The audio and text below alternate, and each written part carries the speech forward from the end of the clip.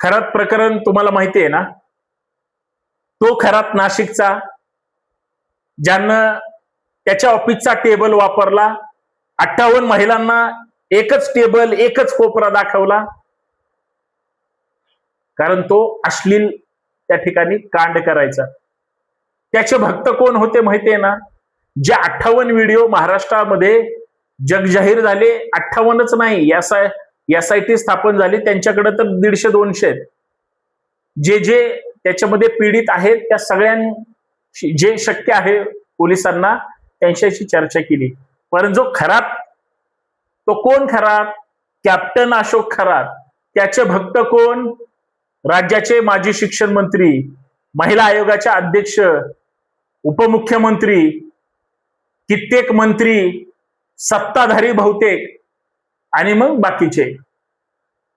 ज्या व्यक्तीच्या आशीर्वादानं लोकांचे संसार फुलत होते की काय असं वाटतं, कारण महिला आयोगाच्या अध्यक्षाच्या तोंडून ऐकलं होतं आपण की पंढरपूरला कशाला जाताय? पंढरपूरला कदाचित गर्दीमुळे तुम्हाला विठ्ठल भेटणार नाही, इकडे या. कुठं? नाशिकला. हा खरात माझा प्रति विठ्ठल आहे, माझा पांडुरंग आहे, असं कोण म्हणालं होतं? आठवतंय का? आठवा ते सगळे चेहरे. आणि त्याच खरात नावाच्या नराधम मला आता नाशिक रोडच्या त्या जेलची हवा खावा लागते, हा आजचा वर्तमान आहे, लक्षात घ्या. पण त्याच्या भक्तांवर जे जे त्याची जी ट्रस्ट होती त्याच्या बॉडीवर असणारे, त्यांची मात्र चौकशी झाली नाही किंवा त्यांना अटक झाली नाही, किंवा जे काही चांगलं वाईट त्यांचे काही हितसंबंध आर्थिकदृष्ट्या असतील माहित नाही. परंतु ज्या राज्यातल्या महिला असुरक्षित होत्या त्या राज्यातल्या महिलांचं कायदेशीर नेतृत्व करणाऱ्या महिला आयोगाच्या अध्यक्ष त्या खरातच्या भक्त होत्या. त्या कधी केक खाऊ घालायच्या, त्या कधी छत्री घेऊन उभा असायच्या, कारण पांडुरंगाला ऊन लागलं नाही पाहिजे, पाऊस लागला नाही पाहिजे. त्या कधी पाद्यपूजन करायच्या.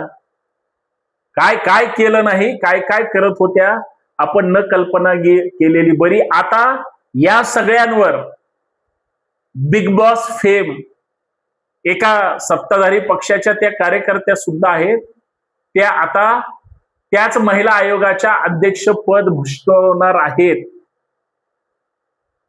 होय, दीपाली सय्यद आता महिला आयोगाचा अध्यक्ष होणार आहेत. पण त्या कुठं? कोण करणार आहे? सत्ताधारी करणार आहेत त्यांना महिला आयोगाचा अध्यक्ष. कशासाठी करणार आहेत?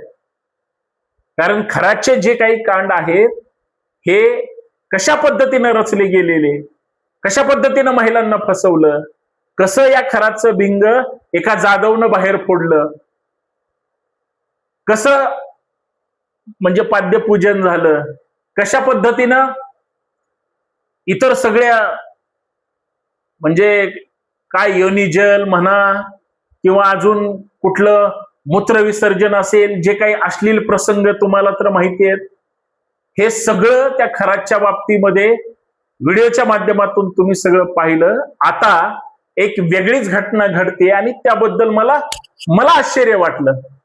आता या सगळ्या प्रकरणावर चित्रपट येतोय आणि त्याच्यात महिला आयोगाचा अध्यक्ष हे दीपाली सय्यद होणार आहे. पण मला प्रश्न हा पडलाय, खरात कोण आहे? मला प्रश्न पडलाय, त्या 58 व्हिडिओ जे टेबलवर झाले हे कुणाला दाखवणार आहे? मला प्रश्न पडला,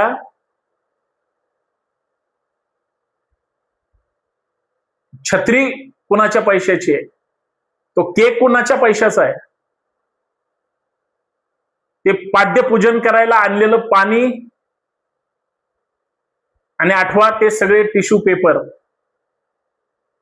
हे सगळं चित्र तुमच्या डोळ्यासमोर आलं असेल. हे सगळं आता चित्रपटाच्या निमित्तानं रंगवलं जाणार आहे असं कळतंय. काही चांगल्याच गोष्टी दाखवल्या जातील, काही चांगल्या गोष्टीवरच भाष्य केलं जाईल, काही चांगल्याच गोष्टी त्याच्यामध्ये दाखवल्या असतील, पण चांगलं काय होतं हे तुम्हाला सापडणार नाही. याच्यात मंत्र्यांची सेटलमेंट, मंत्र्यांचे चरणस्पर्श, मंत्र्यासोबत तो जो जो काही खायला द्यायचा आणि प्यायला द्यायचा हे सगळे पात्र दाखवले जाणार का? ज्या ज्या नेत्यांच्या भेटीगाठी झाल्या, जे फोटो प्रसिद्ध झाले ते सगळे दाखवले जाणार का? आणि अजून एक महत्वाचं, जो काही आर्थिक घोटाळा झाला, करोडो रुपयाला या महाराष्ट्राला चुना लावला, ज्या ज्या अधिकाऱ्यांसोबत खराबचे आर्थिक, नैतिक, अनैतिक संबंध होते, त्या महिला अधिकाऱ्यांच्याच बायका आहेत का अजून कोणाच्या, काही सांगू शकत नाही. हे सगळं प्रत्यक्ष खरातला भेटून ते दिग्दर्शक आणि ती सगळी टीम ही काम करणार का? का विनाकारण एखाद्या महिलेला परत परत वारंवार बदनाम करण्याचा प्रयत्न करणार? हे माझं वैयक्तिक मत आहे.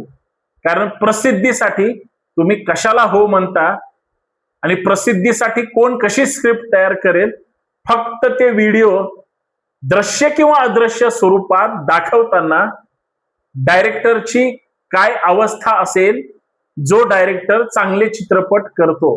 बाकी तुम्हाला काही गोष्टी लक्षात आल्या असतील, परंतु एकंदरीतच सगळं प्रकरण इतकं भयानक आहे की त्याची वाच्यता सुद्धा करू वाटत नाही. हे वास्तव आहे, हे फक्त लक्षात ठेवा. पण ज्या पद्धतीनं कायदेशीर कारवाई आणि इतर सगळ्या गोष्टी पारदर्शक व्हावं अशी अपेक्षा आहे, त्या कितपत होतील का? आपल्या आपल्या म्हणजे म्होरक्याला बाजूला काढून त्याला वाचवलं जाईल, काय होईल माहित नाही. पण हे सुद्धा त्या चित्रपटात दाखवलं जाईल का, हा मला पडलेला प्रश्न आहे. बाकी आपण सुज्ञ आहात. धन्यवाद. खरंय की खोटंय? हा व्हिडिओ जास्तीत जास्त शेअर करा. तुमचं मत नक्कीच कमेंट करून कळवा. बाकी धन्यवाद.